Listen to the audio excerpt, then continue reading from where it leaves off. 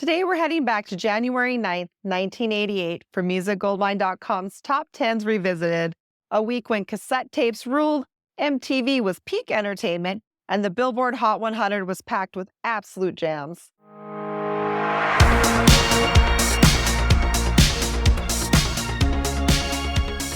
Brandi from MusicGoldmine.com here.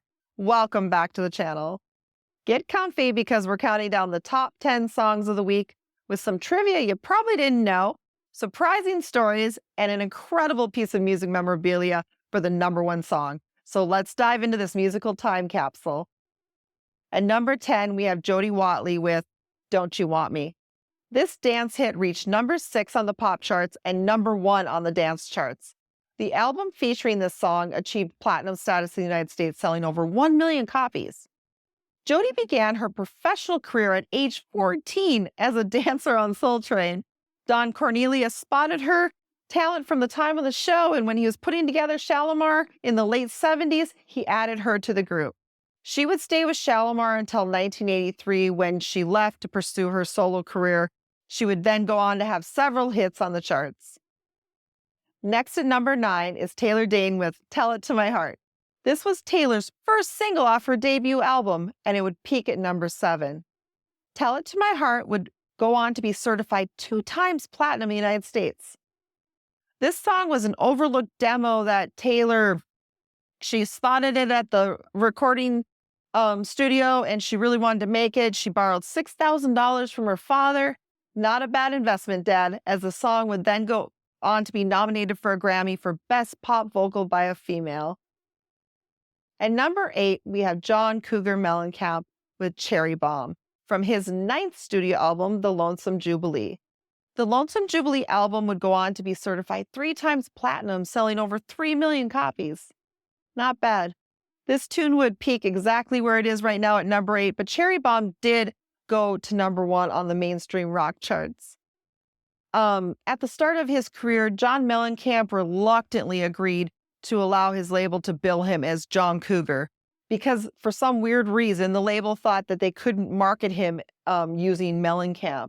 But once he had a little success, he was then able to get the label to agree to add Mellencamp to the Cougar.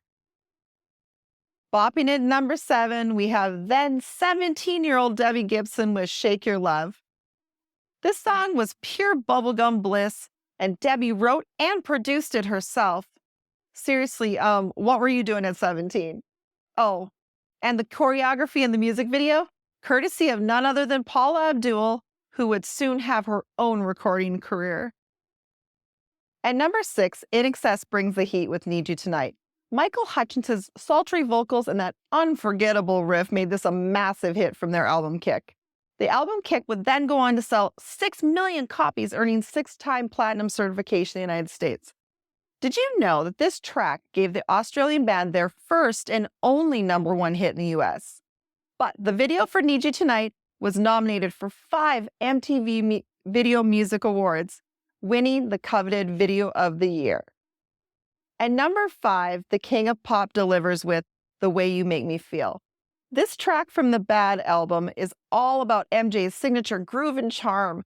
This hit single would sell over 2 million copies and became 2 times platinum in the US. Did you know he personally directed the video with Quincy Jones, capturing that playful street romance vibe?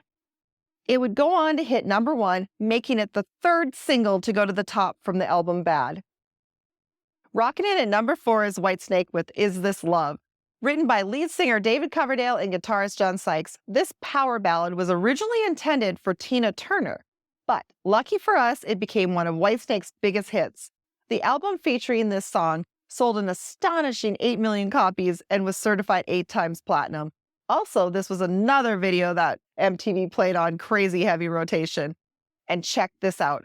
A reliable source has told me that Coverdale recorded the vocals in 1 take. Next to number 3 is George Michael with Faith. This song wasn't just a chart topper, it was a cultural moment.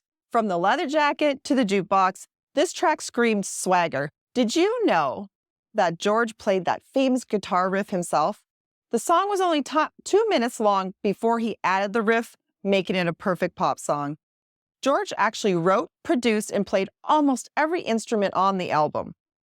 The song Faith would stay at the top for 4 weeks and became the #1 song of 1988.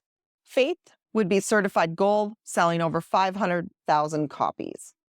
We're now at the #2 song, George Harrison's Got My Mind Set on You, from the platinum certified album Cloud 9. This catchy song was actually a cover of a 1962 song by James Ray that Harrison discovered in 1963 when he was visiting his sister who was living in Illinois at the time.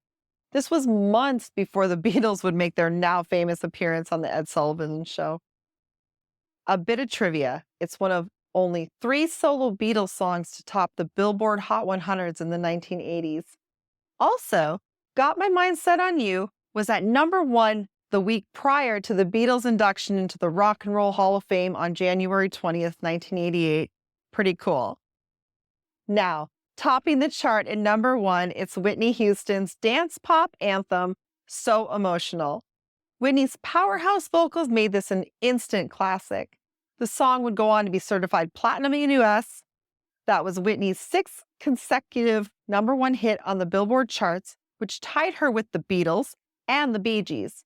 This #1 would also give her the record as the solo artist with the most consecutive #1s, breaking the record held by none other than Elvis Presley. No small feat for sure.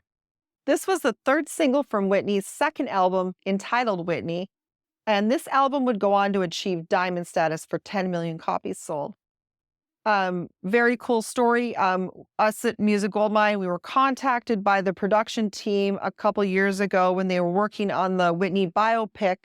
They needed props, and we had Whitney awards, so we sold them a copy of the Whitney record award, and they used it in the scene where Whitney receives another record award, and she's so emotional.